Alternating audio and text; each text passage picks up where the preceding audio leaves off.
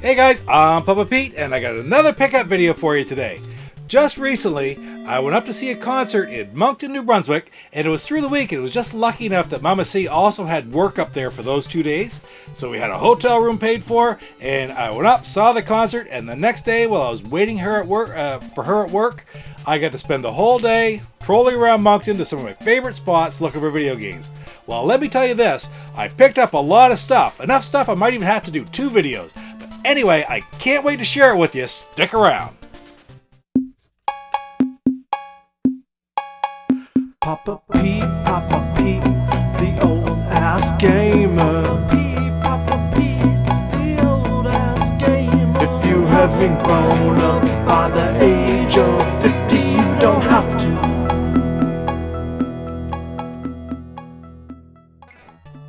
First of all, guys, beer of the day. I'm drinking some Picaroon's Dooryard.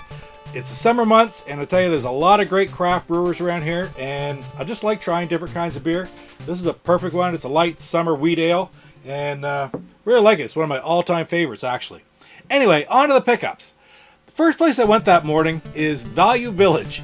Now, I don't know if you've ever heard of Value Village. I tried to think of what a store would be similar in the States, but basically it's just a second-hand store that sort of goes under it's like a Salvation Army almost, except for it's 100% for profit. There's nothing there, like there's no guys that they're raising money for a charity. So I don't typically have a whole lot of luck at them. 64-bit has a lot of luck down Dartmouth, and the one that he goes to, I picked up a few games there, but I've never really gotten any real gems. Anyhow, I went into Value Village. I had to get something, so the only thing I managed to pick up was a copy of Halo 3 for the Xbox 360. Now, it was in really good shape, so I saw it there. It was like $2, so I couldn't resist. I didn't have it. I like to collect all the Halo games. I don't really collect for the Xbox 360, but like I've said in lots of other videos, I'm seeing a lot of them out in yard sales, garage sales, and such. So I'm going to start collecting for it someday. When I have something like this fall right in my lap, then I'm going to pick it up. The next place that I went is one of my favorite places to go for retro games in Moncton area. It's Parlor Pawn on Mountain Road. I've had a lot of really good luck there. I got my Outrun 2006 Coast to Coast there a couple years ago for a really good price.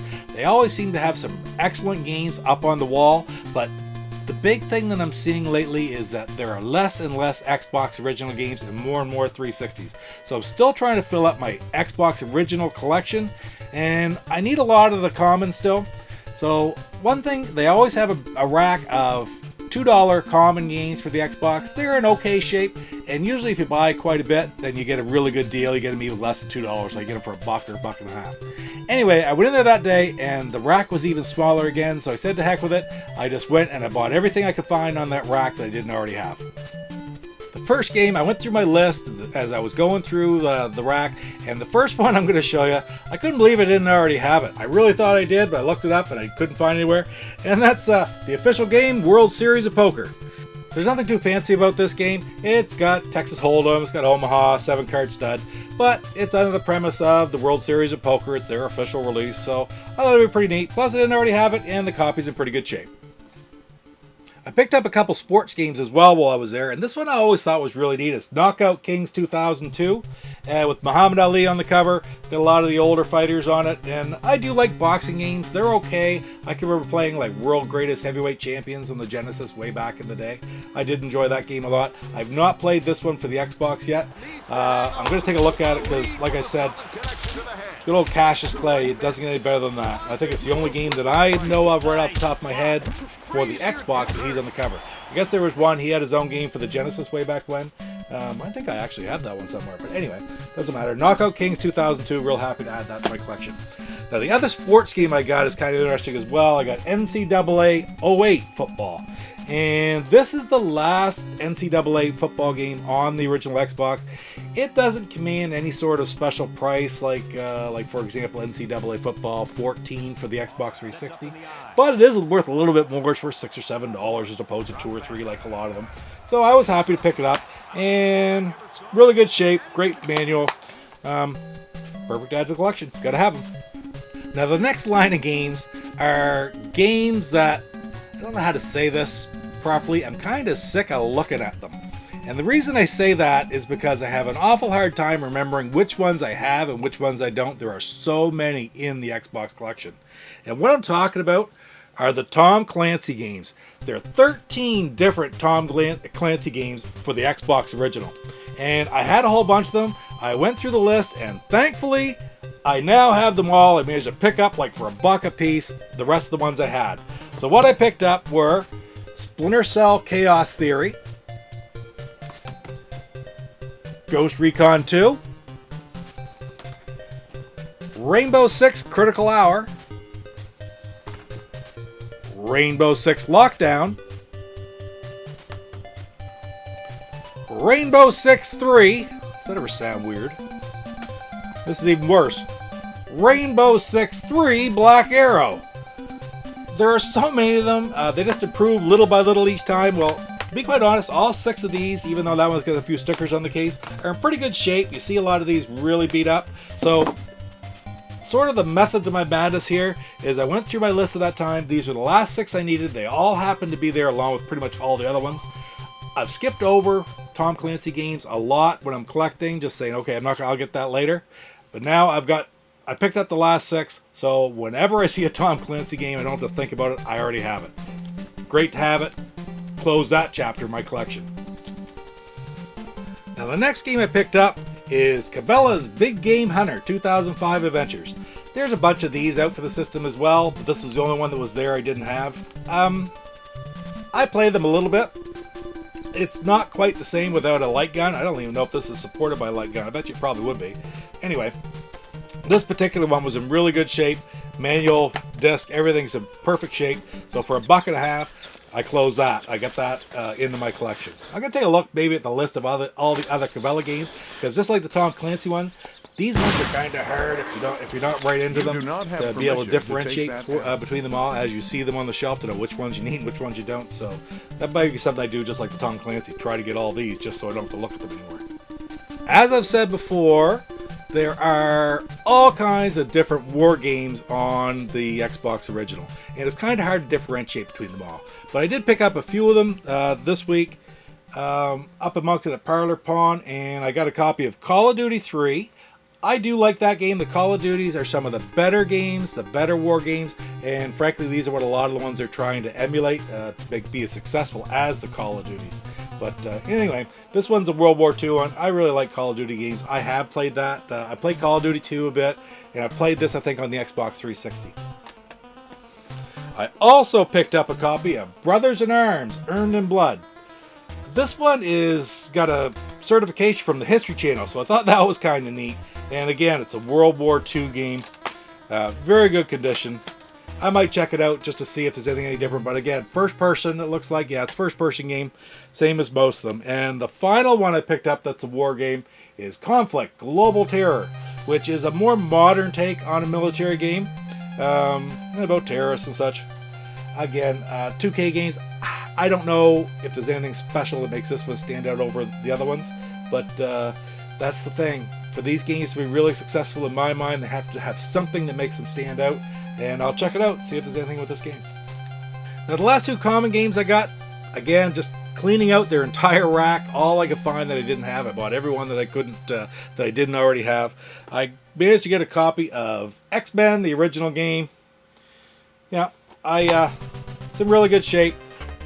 You see this game everywhere. I just hadn't picked it up, so I said this might be it. Maybe they're all going to be gone next time, so I grabbed it while I could.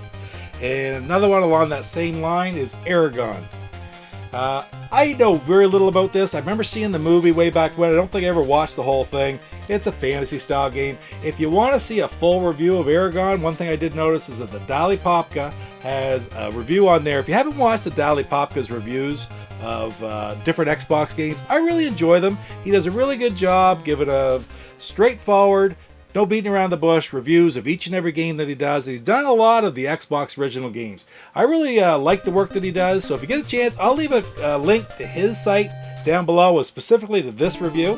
But check him out. He's really good. That was it for the common games that I picked up for $1 or so each. But I also picked up a few. They still had a rack of quite a few not so common games. There weren't any real gems here, but I did get a good good deal on them because I bought so many games. I bought all these, plus I bought 3 more. And the first one I got that's a little bit not quite a common is Tom and Jerry, War of the Whiskers. I grew up watching Tom and Jerry. I do enjoy games like this based on the cartoons from when I was a kid. You don't see Tom and Jerry anymore on TV very much because, of course, this day and age of political correctness, it was totally different back then. That was what cartoons were violence. And this is no exception, as you can see by the mallet on the head. I'm going to check it out.